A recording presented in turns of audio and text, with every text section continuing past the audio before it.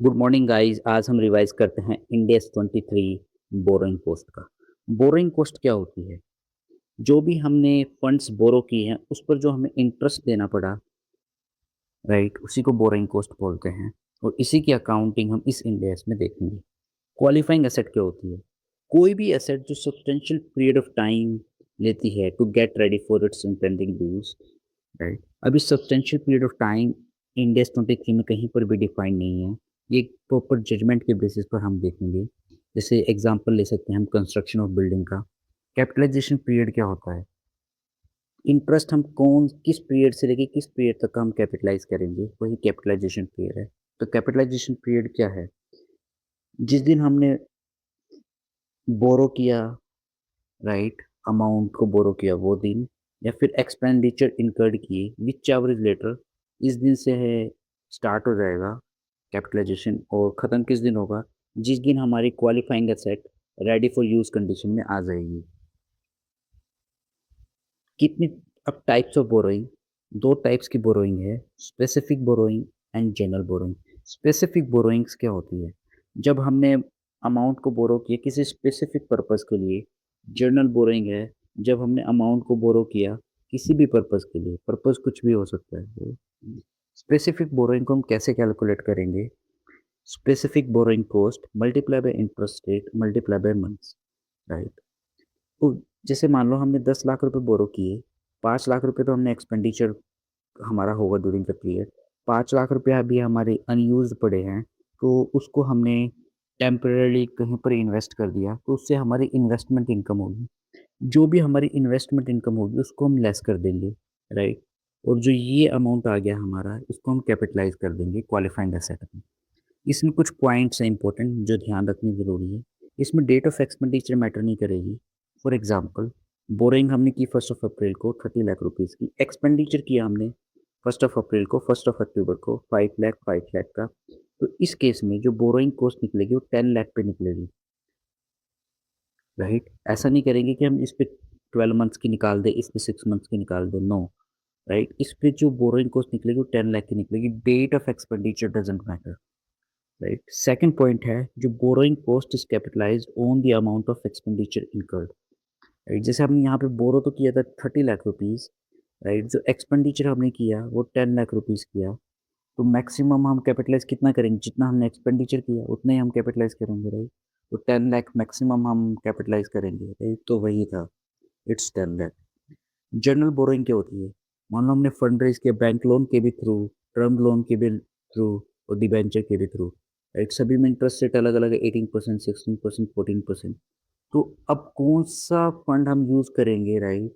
तो ये हमें नहीं पता होता, तो इसलिए हम क्या करते हैं, वेटेड एवरेज रेट निकाल लेते हैं, राइट। तो जिसको हम बोलते हैं capitalization rate, weighted average borrowing rate निकाल लेंगे। ऊपर हम एक्चुअल इंटरेस्ट ले लेंगे, नीचे हम वेटेड एवरेज ले लेंगे मल्टीप्लाई बाय 100। एग्जाम्पल देखते हैं। आउटस्टैंडिंग लोन है हमारे 7 लाख का, 9 लाख का, इंटरेस्ट रेट 12%, 11%। तो हमें 7 लाख मल्टीप्लाई 12%, 9 लाख मल्टीप्लाई 11% दिए। तो ये जो रेट आ गई हमारी, ये एनुअल रेट आ गई पर एनम की, राइट। ऐसा मत कर देना गाइस तुम।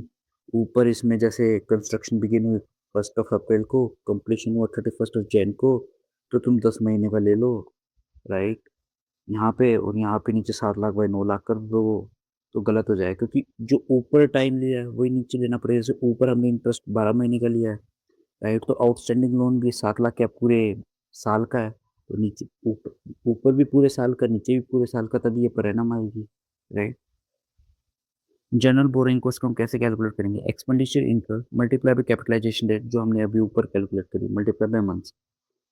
इंपॉर्टेंट पॉइंट है इसमें guys, date of expenditure matter करेगी। एक हमने 1 जुलाई को एक्सपेंडिचर इनकर्ड किया, एक 1 दिसंबर को, तो इस पे हम 9 महीने का कैलकुलेट करेंगे।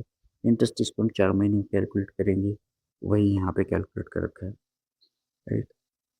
अब मैक्सिमम जो हमारा, जैसे हमने एक्सपेंडिचर पे हम इंटरेस्ट रेट निकाल देंगे, जैसा कि हमने यहाँ पे अभी निकाला, राइट। एक बोरोइंग पे हमारा इंटरेस्ट रेट जो भी लोअर होगा वही हम कैपिटलाइज करेंगे, राइट।